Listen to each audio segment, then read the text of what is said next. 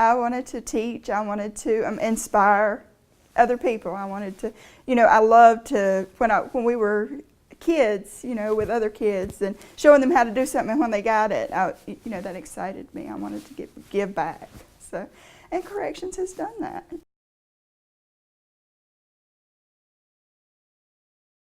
I think with me, it just hard work and having someone there to mentor you. I think that's a really big deal.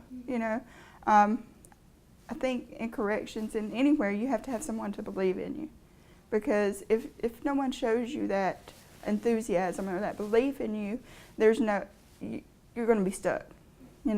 So once someone took that belief in me, it really took my career off.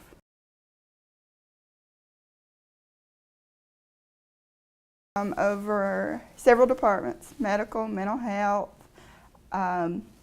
counseling, recreation, vocation, chaplaincy.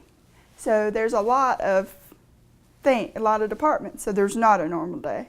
I don't just do this job. I have several different departments that need me. So I may be working with education in the morning and then counseling in the afternoons, or a crisis may happen that needs my attention. So it's just, nothing's normal.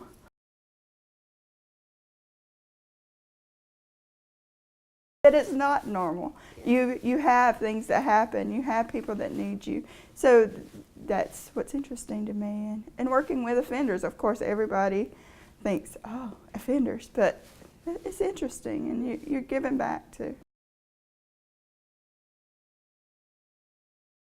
It's very difficult, but you just have to find that balance. What works for you? You have to be organized. You have to kind of, I want to say triage, like medical, what you got to do first and what fits in. Like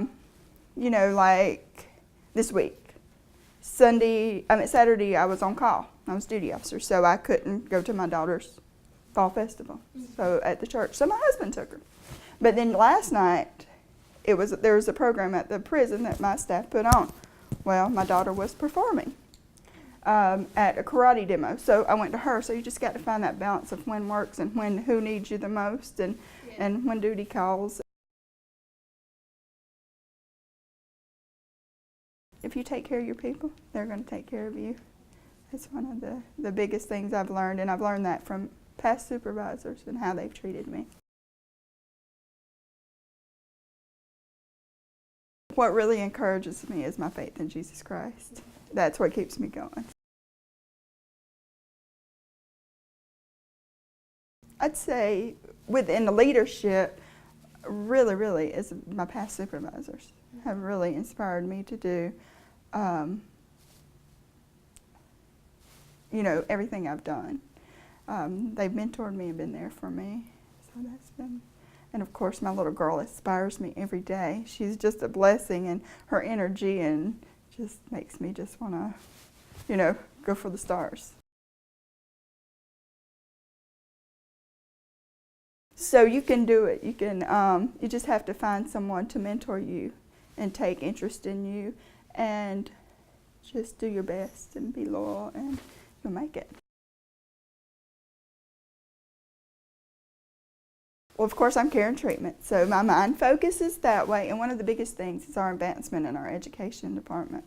The number of GEDs have just exploded over the past 3 years, so that has been great. And then the focus on reentry and new reentry prisons, that's one of the biggest things. But also,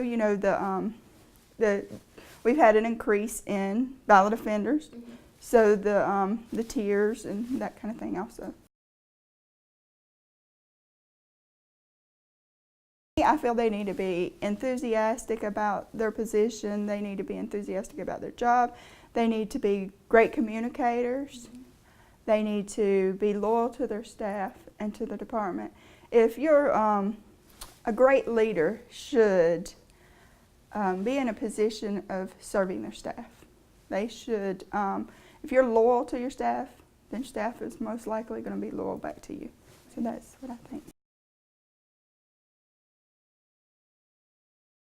Not officially, not one person or this, but I try to give encouragement to all.